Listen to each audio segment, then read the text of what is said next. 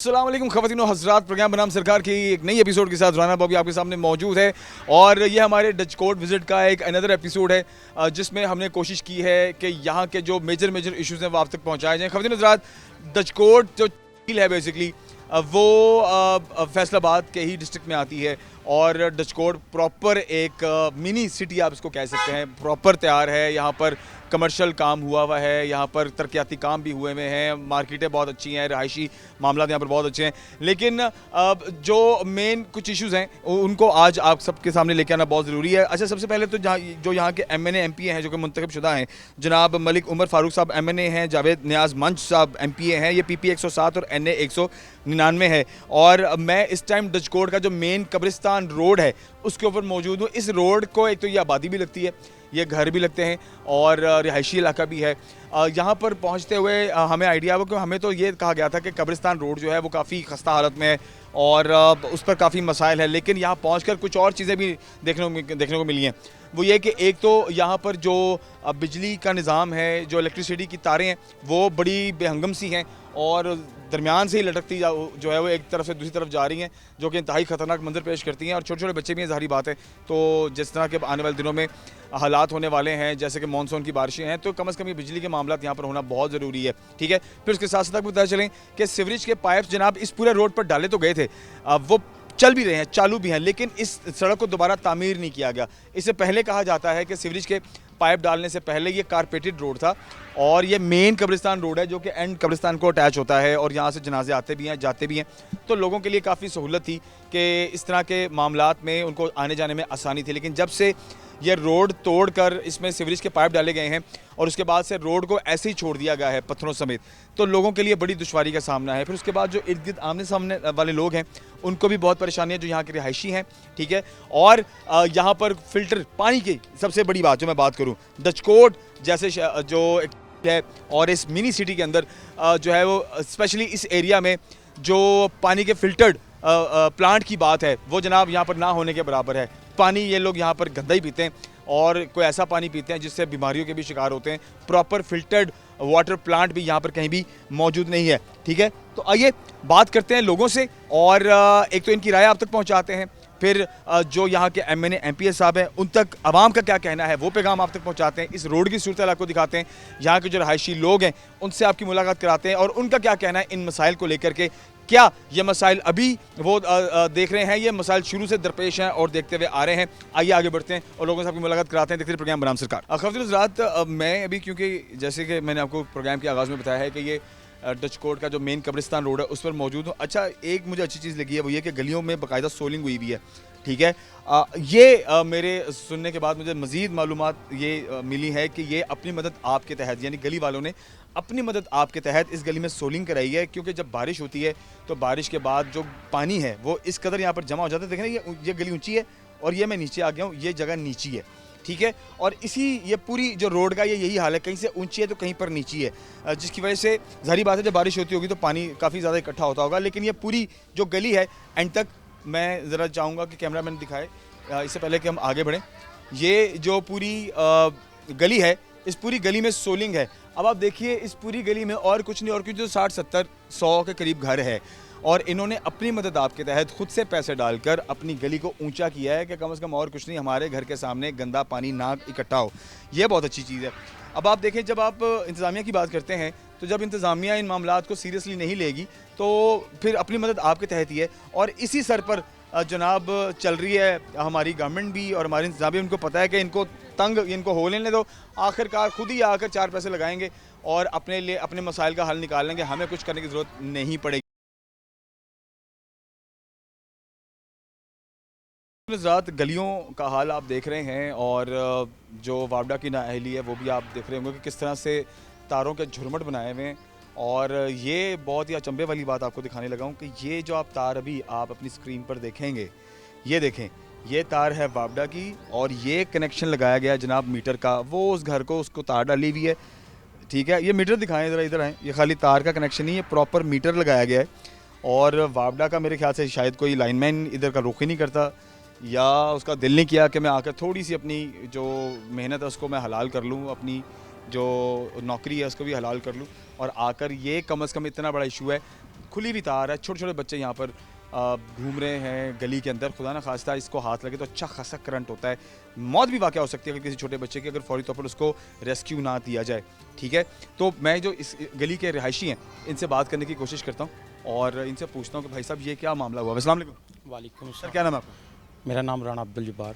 जवार भाई इसी गली में रहते हैं? जी, ये साथ वाली गली में रहते ये क्या निज़ाम हुआ हुआ है? ये तो जिस तरह से तार सामने आई हुई है। हैं। तारें टूटी हुई हैं, वापटा वाले इधर आते जाते नहीं हैं। कंप्लेन करें तो वो, अगर बिजली ख़राब हो कंप्लेन करें तो 3-3 दिन नहीं आते। वो कहते हैं कि हेड ऑफिस करें, वहाँ से कॉल आएगी फिर करेंगे, तो कोई निज़ाम नहीं है। ये तारें आप देख लें कि कैसे जुर्मट बना हुआ है। यहाँ पे खंभों की ज़रूरत है ताकि लोड कम पड़े, वो भी कोई नहीं लगा रहा। सिर्फ वोट लेने के लिए हर बंदा आता है, वादे करता है, बाद में कोई भी वादा पूरा नहीं करता। अपने मफाद की खातर जो भी कर रहे हैं सब कर रहे हैं। तो ये इसके लिए इन्होंने दरखास्त नहीं डाली? मुझे लगता है घर के सामने ताला लगा हुआ है, शायद घर वाले मौजूद नहीं है। ऊपर है, ऊपर से तार टूटी हुई है। अच्छा, बिल्कुल उन्होंने कंप्लेन की होगी, लेकिन वापटा वालों के पास जब टाइम होगा वो आएंगे। वो किसी के ऐसे कहने पे आते नहीं। यहाँ पे ये महल्ले वाले कौन से MNA MP है कि इनकी एक कॉल पे सभी भाग आएंगे। ठीक है ना, वो तो चौधरी लोग होते हैं ना जिनकी एक कॉल पे सारे भाग के आते हैं। चौधरी लोगों को हैंडल करने का आपको पता है यहाँ पर पाकिस्तान में तरीका थोड़ा सा मुख्तलिफ है। हाँ जी, वो तो बहुत मुख्तलिफ है। वो भी कह देते हैं कि जब हमें काम था तो आपने भी हमारा साथ जैसे। ये बड़ी अजीब सी बात है। मैं कहता हूँ किसी ने कुछ आप लिया किसी हो या साहब ना का लिया। MNA MP के पास जाते हैं तो कहता है जी मैंने कहा तुसी वोट पाया कि मैं थोड़े काम करा। जी बिल्कुल, जिन्होंने वोट पाया तुसी ਉਹਦੇ को जाके अपना काम कटवाओ। जिनको वोट डाले गए हैं हाँ जी, वो जीत तो गए हैं, लेकिन इस वक्त उनका हाथ नहीं है। ठीक है। क्योंकि इस वक्त जो काम हो रहा है वो नून लीग का हो रहा है। तो नून लीग वाले वो अपनी मर्जी से काम करवाते हैं। ये देखें गलियों में कब के ये सीवरेज का पाइप पड़े हैं, जब बारिश होती सारी है कच्ची गलियां ये सारे तो कच्ची गलियां, इनमें पाइप डले हुए हैं सीवरेज के, लेकिन बारिश थोड़ी सी भी बारिश हो जाए यहाँ से गुजरना मुश्किल है। ये साथ वाला जो बाजार है ये यहाँ पे सब पहले PC डली हुई थी, टफ टाइल लगी हुई थी कुछ गलियों में, कुछ में सोलंग वगैरह जो भी लगा हुआ था उन्होंने उखाड़ दी। उखाड़ के वो ले गए ईंटें वगैरह। तो बाद में उन्होंने कहा कि यहाँ पे PC चलेगी अच्छा। या टफ टाइल जो लगा है वही दोबारा लगेगा। लेकिन उसके बाद जब तो वो मलबा यहीं पर पड़ा रहना चाहिए था, उसको उठा के क्यों ले गए? वो उसकी जगह नया टफ टाइल लगनी थी ना। लगनी थी। हाँ जी, लेकिन वो बाद में हुकूमत चेंज होगी, वो कुछ भी नहीं लगा। अब ये लोग जो गलियों में जलीलो ख्वार हो रहे हैं, क्योंकि जब बारिश हो जाती है यहाँ से बाज़ार सौदा लेने के लिए जाना बहुत मुश्किल है इस आवाम के लिए। अगर मेन बाज़ार पे जाना हो ना तो कम से कम 2-2 फुट से पानी में से गुजरना पड़ता है। ये तो आने वाले दिनों में जैसे बारिशें मुतवक्को हैं तो ये हालात बड़े ख़राब होंगे। कौन करेगा फिर आपका काम? ज़ाहिर बात है जी, अभी जो काम करवा रहे हैं वो नून लीग वाले करवा रहे हैं, लेकिन वो भी उन्हीं का हो रहा है जो प्रोजेबल है, ठीक है, दूसरे नहीं। क्योंकि जो प्रोशेबल है। हाँ जी, आजा डिस्कोट के जो मसाइल हैं ना ये मुश्तरका हैं, किसी एक के ज़ाती नहीं है। तो हम चाहते हैं कि जो भी मसाइल हैं डिस्कोट के वो मुश्तरका तौर पे किए जाएं। ये ना सोचा जाए कि इस आदमी ने हमें वोट दिया है, इसने नहीं दिया। सर ये तो इंतहाई गलत बात है। मैं खुद इस बात के ख़िलाफ़ हूँ। आपको वोट मिला नहीं मिला, आप जो अवाम के नुमाइंदे हैं, ठीक है ना, आप अवामी बंदे हैं। आपने जिन लोगों ने आपको वोट नहीं दिया, आप अपने अच्छे काम से अगले इलेक्शन में उनसे वोट ले भी सकते हैं। जी जी बिल्कुल, क्यों नहीं। हम यही चाहते हैं ना कि काम जो है ना रूटीन वाइज जो रुका हुआ है काम है ना पिछले दौर का, वो जारी होना चाहिए। जितनी जल्दी हो सके वो पाया तकमील तक पहुँचे ताकि ये लोग जो है ना सुरखरू हो सकें। अच्छा, ये गली के जैसे मैंने अभी बाकी मामला दिया, आप थोड़ा साथ भी रहें क्योंकि आप यहाँ के लोकल रहायशी हैं, तो आप इन हालात से हमें अच्छे से आगाह कर पाएंगे। अब ये जो सारी सड़कें तोड़ी हुई हैं, इस हवाले से अब क्या कहती है यहाँ की जो इंतज़ामिया, ये कब तैयार होंगी और कब सेट होंगी सब कुछ? ये सर उस वक्त जो है ना ठेके हुए थे, लेकिन बाद में जब PTI की हुकूमत ख़त्म हो गई तो ये ठेके कैंसिल हो गए, दोबारा बहाल हुए हैं। लेकिन अभी तक उस मामले में किसी ने भी आके किसी गली महल्ले को टच नहीं किया। 1-2 गलियों में सोलंग लगा है, वो भी अपने तल्लक से, पीछे गली मैंने देखी है, वो उस भी लगा है। तल्लक की वजह से, तल्लक की बना पे। बाकी ये सारी की सारी गलियाँ, ये मेन रोड है। उस गली में किसी एक बंदे का तल्लक है जो चला है, या कोई 8, 10, 15, 20 घर हैं जिन्होंने मिलकर तल्लक लड़ा लिया? हो सकता है कि उस गली में भी किसी का तल्लक ना हो, तो वो तल्लक अपनी जगह तल्लक पे अगली गली में लगवा लिया हो। ये मेन रोड है, कब्रस्तान रोड। यहाँ पे पहले कारपेट रोड बना हुआ था, जब से ये सीवरेज का पाइप डले हैं उसके बाद ये सारे का सारा रोड ख़राब हो गया। कितना अर्सा हो गया ये पाइप डले हुए? तकरीबन कमोबेश 1 साल से ऊपर हो गया। साल हो गया पाइप डले में? हाँ जी। सीवरेज का इंतजाम ठीक चल रहा है? हाँ जी, वो कुछ गलियों में चल रहा है, कुछ में नहीं चल रहा। अच्छा। क्योंकि अभी नालियाँ वगैरह हैं जहाँ पे नहीं बना, कुछ ऐसे है कि वो अभी तक नाले बंद नहीं किए, क्योंकि जब बारिश आती है ये पानी पूरा खींचते नहीं है, ठीक है ना, पानी उधर से जाता है, क्योंकि अभी पूरी तरह ये चल नहीं सका निज़ाम, क्योंकि अभी बाकी बहुत सारे इलाका है जहाँ पे अभी ये सीवरेज के पाइप डालने थे, लेकिन वो हुकूमत जाने की वजह से वही सारे का सारा काम जो थोड़ी सी इसमें मजीद खुलासा लेते हैं, आपसे मजीद बात करते हैं, ब्रेक लेते हैं, ब्रेक के बाद वापस आते हैं, देखते हैं प्रोग्राम। ख़वातीन हज़रात, हमारे साथ उमर मुख्तार साहब मौजूद हैं। आप मीडिया कोऑर्डिनेटर हैं जमात इस्लामी के, और आप भी यहाँ रहते हैं। अच्छी बात यह है कि हमारे यहाँ पर आने से जितनी भी यहाँ के जो मेन मेंबरान हैं, जो मुख्तलिफ़ जमातों से ताल्लुक़ रखते हैं, लेकिन अवामी नुमाइंदे हैं, वो यहाँ पर हमारे पास मौजूद हैं, शिरकत कर रहे हैं प्रोग्राम में। ये सबसे अच्छी बात है। उमर, आपको मैं खुशामदीद कहता हूँ आज के हमारे स्पेशल प्रोग्राम में। हम स्पेशल आए हैं डच कोर्ट के, स्पेशली ये जो आपका कब्रिस्तान, मेन कब्रिस्तान के जो मसाइल हैं, इस पर बात करने के लिए। अच्छा, मुझे आप ये बताइए कि जैसे सीवरेज की बात हो रही है, ये जो सीवरेज के पाइप यहाँ पड़े हुए हैं, ये कब से पड़े हुए हैं, क्यों पड़े हुए हैं, और ये नस्ब क्यों नहीं किए गए, इनको काम में क्यों नहीं लाया गया? बहुत शुक्रिया आपका, आपने मौका दिया बोलने का। फ़र्स्ट ऑफ़ ऑल तो ये है कि ये कोई जो पाइप यहाँ पीछे मेरे नज़र आ रहे हैं, तकरीबन कोई 6 से 7 मंथ हो गए यहाँ पड़े हुए हैं। और डिच कोड में सीवरेज का सिस्टम था, ये स्टार्ट हुआ था बिफोर 1 ईयर, तो अभी तक ये कंप्लीट नहीं हो सका। और कुछ जगह पे जो हुआ है वो वैसे ही कह लें कि खस्ता हाली का शिकार है, और जो उसका मटेरियल वो भी कह लें कि टोटल कह लें कि आप ये कह सकते हैं कि पुअर कंडीशन में है। और आप इस एरिया को चेक कर सकते हैं कि यहाँ पे जो रिक्वायरमेंट्स हैं ओवरऑल वो सारी कह लें कि ना होने के बराबर हैं। ना सीवरेज सिस्टम है, ना यहाँ पे गैस का कोई निज़ाम है। गैस का निज़ाम बिल्कुल ही नहीं है या आती नहीं है? नहीं, गैस यहाँ पे है ही नहीं इस जगह पे, इस एरिया में। ये डिस्कोड का एरिया है मेन, तो आप चेक, ये तो मेन सिटी है, मैं मेन से अंदर एंटर हुआ। कह लें कि मिड में आपको गैस का निज़ाम नज़र आएगा, लेकिन इस एरिया में आपको कोई सिस्टम यहाँ पर नज़र नहीं आ रहा। यहाँ पे कोई बिजली का निज़ाम भी प्रॉपर यहाँ पे नहीं है, जिसकी वजह से शहरी यहाँ पे परेशान भी हैं। और ये यहाँ पे लकड़ियाँ जलाते हैं या सिलेंडर इस्तेमाल करते हैं, ऐसे ही? बस ये कह लें कि आप इसको ये कह सकते हैं कि वही शेयरिंग कर लेते हैं। अच्छा, ठीक। मजबूरन शेयरिंग करते हैं कि गैस वगैरह का, पाइप वगैरह इधर उधर से पकड़ लिए, लगा लिए, ठीक है। बिल्कुल ऐसे ही है। तो बारहा इसको हम हाईलाइट भी कर चुके हैं थ्रू मीडिया के भी, और थ्रू ये जो हमारे पॉलिटिशियन हैं उनके थ्रू भी, कि खुदारा इसकी तरफ भी तवज्जो दें। ये भी कह लें डिच कोड का हिस्सा है, तो यहाँ पे जो बुनियादी सहूलियात हैं वो तो कम से कम मिलनी चाहिए। और हमने यहाँ पे एक और चीज़ भी देखी है कि जब बारिशें आती हैं, ये मेन कब्रिस्तान रोड का एरिया है, जब बारिशें आती हैं तो एक तो यहाँ पे जो अगर कोई जनाजा गुजरना हो तो वो कह लें कि मुश्किल हो जाता है। रोड प्रॉपर ठीक नहीं है, अगर जनाजा गुजरता है तो उसके लिए मुश्किलात का सामना करना पड़ता है। जो खंबे यहाँ पे लगे हैं, कोई अगर जनाजा हो, बच्चे यहाँ पे खेलते हैं कोई बारिश के पानी में या वैसे ही, तो करंट लगने के भी खदशात होते हैं, और यहाँ वाक़यात भी रूनुमा हो चुके हैं। ठीक है, बच्चों को करंट लगने के, हाँ, ये हमने अभी थोड़ी देर पहले भी इस हवाले से बात की। ये सीवरेज को यहाँ पर क्यों बिना नस्ब किए और बिना काम कंप्लीट किए यहाँ से जो चली गई है कॉर्पोरेशन? बस आप ये कह लें कि इस पे तवज्जो नहीं है। डिच कोड के बहुत सारे ऐसे पॉइंट्स हैं जहाँ पे अभी तक सीवरेज का सिस्टम कंप्लीट ही नहीं है, और ये भी उसी का एक हिस्सा है। तो इवन के बजट भी हमारे पास मौजूद है, ये टाउन कमेटी के पास या बाकी जो इनकी इंतजामिया के पास, लेकिन तो कहते हैं जो बजट आया वो हमने लगा दी है, अब नेक्स्ट कोई बजट आएगा तो फिर देखेंगे। जैसे 1-2 गलियाँ सोलिंग कर दी हैं, ठीक है, पीछे उन्होंने थोड़ी, आप जो मेन रोड है उसके ऊपर उन्होंने कुछ सीवरेज का कुछ पाइप शाइप डाल दिए हैं। बस आप ये कह लें कि ये तो एक हर जगह पे पाकिस्तान में सफाशी कल्चर है, जहाँ पे हम कहते हैं कि इस जगह को, रोड को आप बना दें, तो वो उनके पास बजट निकल आता है। जब हम कहते हैं कि ये सिस्टम ठीक कर दें, कोई अगर आम बंदा बोले कहते हैं हमारे पास बजट नहीं है। जब इनका कोई अपना ख़ास बंदा बोलता है फिर कहते हैं हमारे पास बजट है, हम ये ठीक कर देते हैं। बहुत सारे डिच कोड में ऐसे पॉइंट देखे गए हैं कि जहाँ पे सीवरेज का सिस्टम बिल्कुल था ही नहीं, लेकिन सिफारशी कल्चर ऐसी है कि रेफरेंस बेस पे कि उन्होंने वहाँ पे सीवरेज का सिस्टम वहाँ पे ऑन भी किया है। तो आप इस चीज़ से अंदाज़ा लगा लें कि हुकूमत किसकी है। यहाँ पे एक आप कह सकते हैं कि ये नवाजने वाली बात है कि जो इनके अपने लोग हैं वहाँ पे उन्होंने इस सिस्टम को अच्छा कर दिया, जो इनके अपने नहीं हैं वहाँ पे उन्होंने सिस्टम सारा कहने ख़राब किया हुआ है। अच्छा, ये जो मेरे बात सुनने में आती है उमर, आप भी मुझे इसमें मज़ीद आगे भी बात करें कि जो मुंतखब नहीं हुए उनके पास अगर आप जाते हैं तो वो कहते हैं जी आपने कौन सा हमें वोट दिया कि हम आपकी सपोर्ट करें। तो जिनको आपने वोट दिया आप उनके पास जाएं और उनसे अपनी सपोर्ट लें।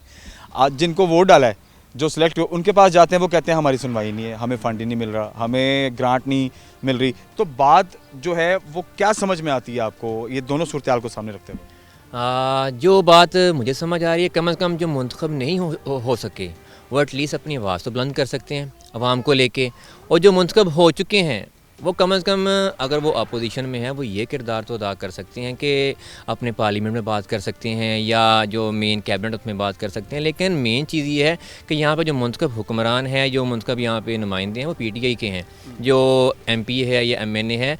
और बदकिस्मती ये है कि वो भी इन चीज़ों की तरफ तवज्जो नहीं दे रहे। साबका दवार में अगर यहाँ पे मलिक उमर फ़ारूक साहब थे एमपीए, तो उन्होंने यहाँ पे काम स्टार्ट किया, लेकिन उन्हीं के दौर में काम अनकम्प्लीट था। वो काम रुक, अपने ही दौर में काम कंप्लीट नहीं हुआ, अपने दौर में काम कंप्लीट नहीं था, काम रुक भी गया था और बहुत सारी शिकायत तभी मसूल होना शुरू हो गई थी कि काम नाकिस है, काम करें मेहरबानी हाँ, और जो हुआ है वो नाकिस है और नाकिस है। और मटीरियल भी कह लें कि बारहा कह लें कि शवाहद हमारे पास मौजूद है, बकाया दिखाया भी गया कि ये मटीरियल ठीक नहीं है, इसकी तरफ तवज्जो दें, लेकिन कोई कह लें सुनवाई नहीं हो सकी। ठीक है, तो अब उम्मीद क्या है? अब जो हालात देखें किसी भी तरफ ना, आप किसी भी जानिब जाएं, अगर वहाँ से अगर आपको इनकार मिलता है या वहाँ से आपको गेड़ा करा दिया जाता है, आपको अगली कहानी सुना दी जाती है, ट्रक के बत्ती के पीछे लगा दिया जाता है, तो अब फिर अब आगे आने वाले दिनों में क्या लगता है आपको? हालात आप यूं ही रखेंगे या कोई करेंगे, सब मिलकर बाहर निकलेंगे, जो मुंतखब नुमाइंदे हैं उनके यहाँ जाएंगे, जो इदारे हैं वहाँ जाकर रिक्वेस्ट करेंगे, क्या करेंगे? कुछ ऐसा सोचा है आपने आने वाले दिनों में? क्योंकि जब तक इज्तिमाई तौर पर कोशिश नहीं होगी, मेरा नहीं ख्याल कि इस इलाके की स्पेशली जो है वो हालत में कहीं ना कहीं बेहतरी आ सकती है। जी, आपकी बात बिल्कुल ठीक है। मेरे ख्याल से ये तो जो मुंतखब नुमाइंदे हैं या जो हमारी इस टाइम हुकूमत में पार्टी है, ये तो उनके लिए एक शर्म से डूबने का मकाम है कि अगर आपको इक़्तिदार मिला है तो आपके यही आपकी राय है, यही आपका इलाका है, या ये आपके डेवलपमेंट के कह लेंगे सारे रास्ते हैं। तो प्रोटेस्ट तो एक आम एक बन गया ना कि जो एहतजाज करते हैं उनकी कोई होती नहीं सुनवाई, लेकिन चीज़ें तो ऐसी होनी चाहिए कि एक दफ़ा उसको हाईलाइट किया जाए तो उसको प्रॉपर थ्रू चैनल उसको कंप्लीट भी किया जाए। यहाँ पे डिस्कॉर्ड में नून लीग के नुमाइंदे यहाँ बैठे हुए हैं। आप उन्हीं नुमाइंदों को रिक्वेस्ट कर दें, क्या रिक्वेस्ट करेंगे उनको? मैं उनसे रिक्वेस्ट करूँगा, खुदारा होश के ना खुलें, ये आपकी ही राय है, इन्होंने ही आपको यहाँ पे वोट दिए थे, अगर आपको नहीं दिए किसी और को भी दिए, अभी आपकी हुकूमत तो आपकी, आवाम तो आपकी है ना, आवाम तो आपकी है। सबसे मसावियाना रवैया इख्तियार करें ताकि मुस्तकबिल में ये आपकी रेपुटेशन को पॉजिटिव में लेके आ सकें। बहुत शुक्रिया, थैंक यू वेरी मच जी। खबरें नज़रात आगे बढ़ते हैं और बातों में ये बात भी बहुत ज़रूरी थी। जमात इस्लामी की तरफ से हमारे साथ मीडिया कोऑर्डिनेटर थे उमर भाई, बहुत शुक्रिया उमर। अभी हम आगे बढ़ेंगे, अब हम जाएंगे कब्रिस्तान, और कब्रिस्तान का जो मेन इशू है आपके साथ हम शेयर करें, मेरे साथ। खबरें नज़रात डिस्कोट में इस टाइम हम मौजूद हैं और ये मेन जो कब्रिस्तान है, हम उस मेन रोड के ऊपर मौजूद हैं। हमने ओवरऑल आपको इस कब्रिस्तान के लेफ़्ट राइट की सारी सूरत आपको दिखा दी है, मामलात आपको दिखा दिए हैं, और जो नाअहली है यहाँ की इंतज़ामिया की, जो यहाँ की जो कमेटी है वो नहीं काम कर पा रही, क्या रीज़न्स हैं, क्या वजूहात हैं, वो सारी चीज़ें हमने आज के प्रोग्राम में आप तक पहुँचा दी।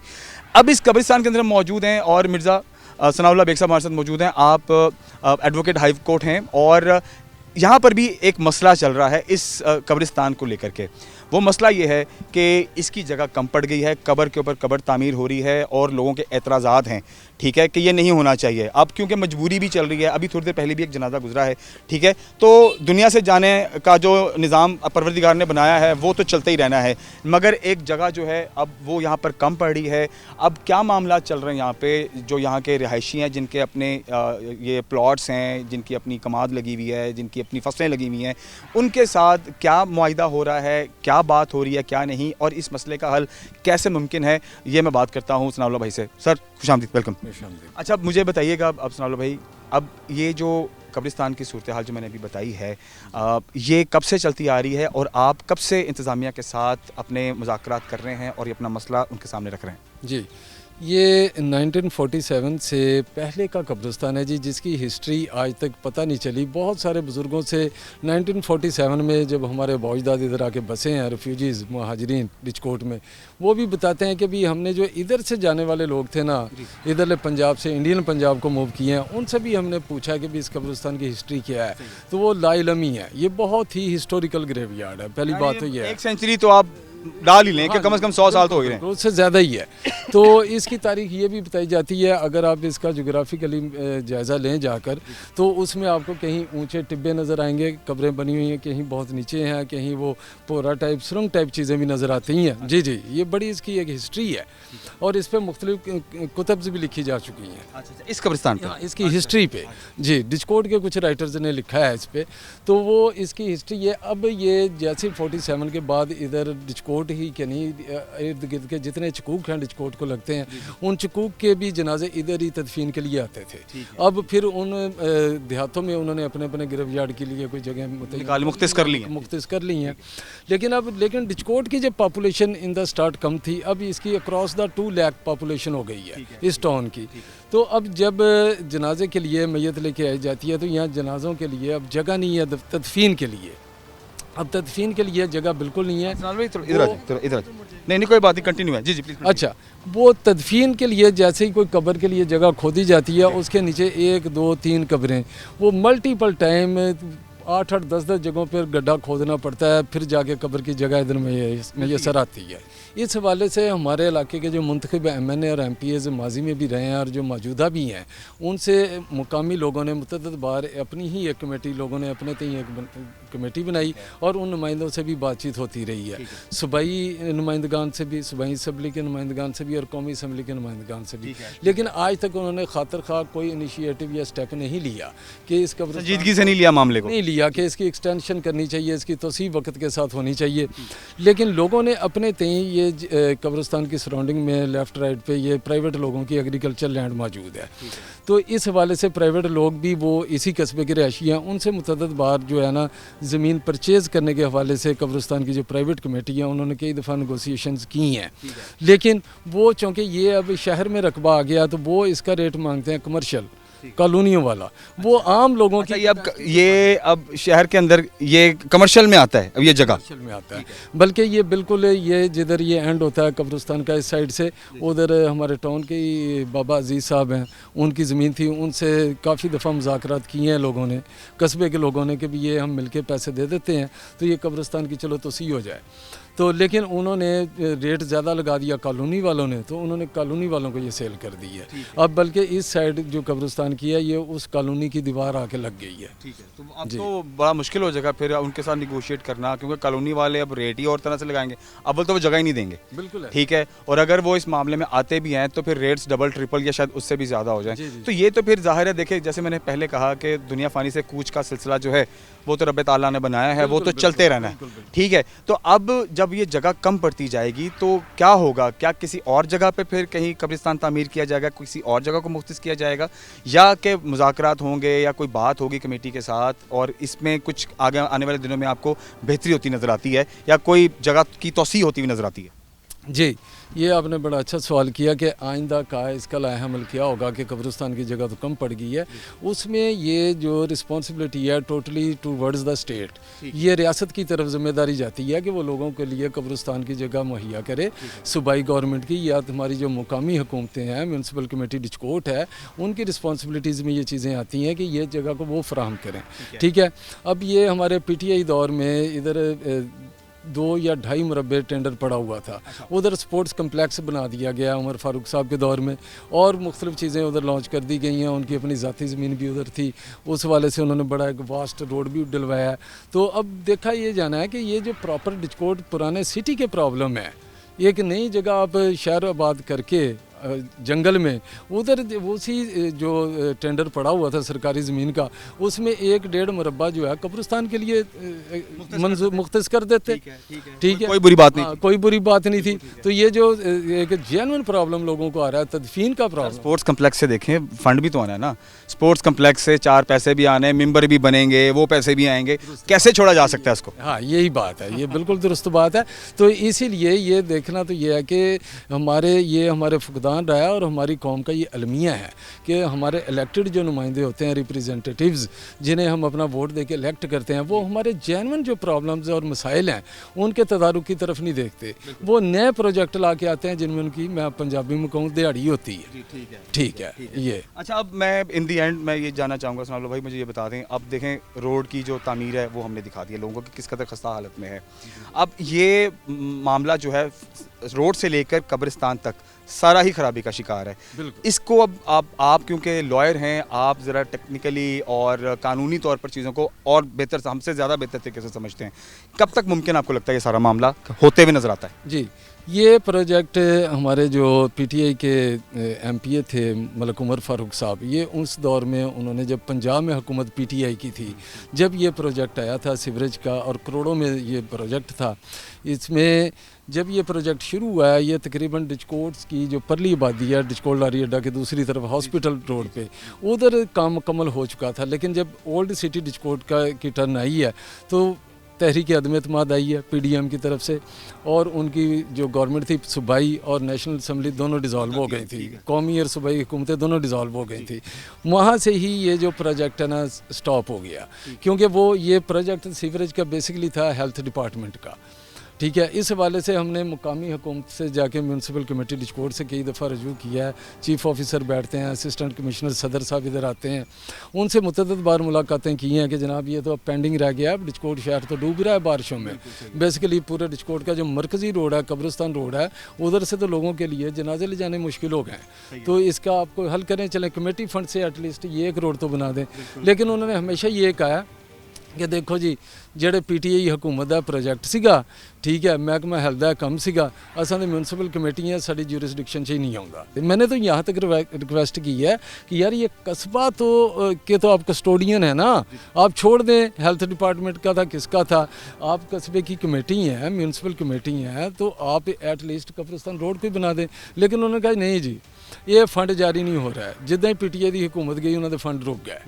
ये आम पब्लिक नहीं, ये जो हुकाम बाला हैं, साहिब इख्तियार लोग हैं, उनसे जब भी मुलाकात है ये उन्होंने जवाब दिया है हमेशा। तो बहुत शुक्रिया, जज़ाकल्लाह, थैंक यू, बहुत शुक्रिया। जी जी, प्लीज़ शुक्रिया अदा करूँगा। मैं हमारे ये सैयद इशफाक शाह साहब हैं, आप दोस्त आए हैं सिटी 41 से, और मैं आप लोगों का तहे दिल से मशकूर हूँ कि आप लोगों ने हमारे कस्बे के आके जो बुनियादी मसाइल हैं उन्हें हाईलाइट किया है। हम हमेशा हाजिर हैं, बहुत शुक्रिया। ख़वातीन हज़रात, हम अभी कब्रिस्तान के बिल्कुल एंट्रेंस पर खड़े हैं और यहाँ से आगे कब्रिस्तान शुरू हो जाता है। इसका तकद्दुस और इसका जो एहतराम है वो भी ऑफ कोर्स रखना लाजिम है। और तो अब आज के इस प्रोग्राम में हमने बात की एक तो कब्रिस्तान रोड के हवाले से, फिर कब्रिस्तान के जो हालात हैं उसके हवाले से, जो सीवरेज के मामलात हैं, जो बिजली के मामलात हैं। ओवरऑल ये जो कब्रिस्तान रोड कहलाता है, इसके इर्द गिर्द लाखों की तादाद में लोग रह रहे हैं, प्रॉपर आबादी है, और इनके मसाइल आप तक पहुँचाना बहुत ज़रूरी था। हमारा ये डिचकोट का सेकंड प्रोग्राम है जो हमने स्पेशली बनाम सरकार पर लेकर के आए हैं, और इस उम्मीद से लेकर के आए हैं कि यहाँ की इंतज़ामिया के थोड़े कान खड़े होंगे, उनकी समात तक ये बात पहुँचेगी कि ये जो डिचकोट के लोग हैं ये भी इंसान हैं, इनके भी ज़रूरियात हैं, इनकी भी मुश्किलात हैं, और इनकी मुश्किलात को हल करना बहुत ज़रूरी है। अगर आपके इख्तियार में कुछ चीज़ें हैं तो मेहरबानी है कि वो करें, अगर आपके इख्तियार में नहीं है तो जिनके इख्तियार में है आप थोड़ा सा आगे लगें और इन लोगों के मसाइल पर बात करें और इनके मसले का हल इनको निकाल कर बहुत सारा ख्याल रखिए। इंशाल्लाह अगले प्रोग्राम में हाज़िर होते हैं। अल्लाह हाफ़िज़।